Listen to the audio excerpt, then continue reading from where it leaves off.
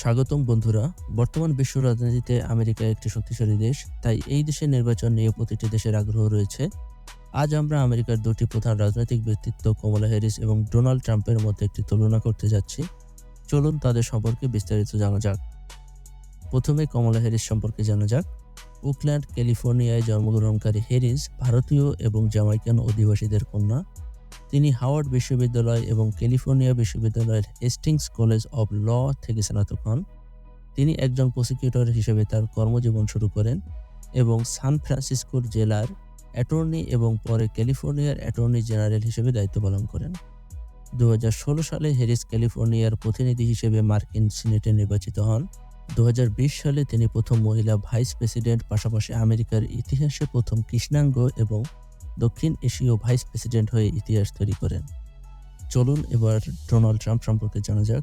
New ইয়র্কের কুইন্সে জন্মগ্রহণকারী Trump একজন রিয়েল এস্টেট ডেভেলপারের ছেলে। তিনি পেনসিলভেনিয়া বিশ্ববিদ্যালয়ের হোয়াইটন স্কুল থেকে স্নাতক হন এবং তার পরিবারের রিয়েল এস্টেট ব্যবসা গ্রহণ করেন। ট্রাম্প তার ব্যবসায়িক উদ্যোগ এবং রিয়ালিটি টিভি শো এর হোস্ট হিসেবে সুপরিচিত হয়ে ওঠেন। ট্রাম্প 2015 সালে রাজনীতিতে প্রবেশ করেন। একজন রিপাবলিকান প্রার্থী হিসেবে তার প্রার্থিতা ঘোষণা করেন।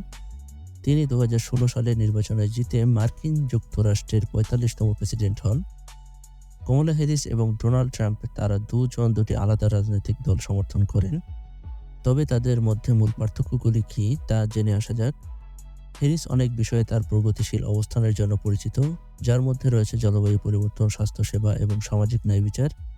অন্যদিকে ট্রাম্প তার রক্ষণশীলতার নীতির জন্য পরিচিত, অর্থনৈতিক প্রবৃদ্ধি, জাতীয় নিরাপত্তা এবং একটি শক্তিশালী আমেরিকা গড়ার দিকে মনোযোগ দিয়ে থাকেন। হ্যারিস সহযোগিতা, বৈচিত্র্য এবং পদ্ধতিগত পরিবর্তনের উপর জোর দেয়। ট্রাম্প দৃঢ় নেতৃত্ব, অর্থনৈতিক সমৃদ্ধি এবং জাতীয় সার্বভৌমত্বের উপর জোর দেন। কমলা হ্যারিস এবং ডোনাল্ড ট্রাম্পের মধ্যে আপনি কাকে সমর্থন করেন তা কমেন্টে জানাতে ভুলবেন না। এই ভিডিওটি যদি ভালো লেগে থাকে তাহলে লাইক, শেয়ার এবং সাবস্ক্রাইব করে পাশে থাকবেন। দেখা হবে পরবর্তী কোনো ভিডিওতে। ধন্যবাদ।